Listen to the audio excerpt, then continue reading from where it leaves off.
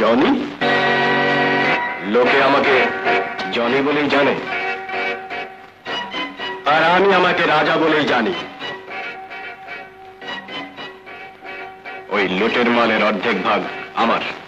খুব, যদি বাজুতে এতই শক্তি থাকে তবে অর্ধেক কেন, পুরোটাই তোর।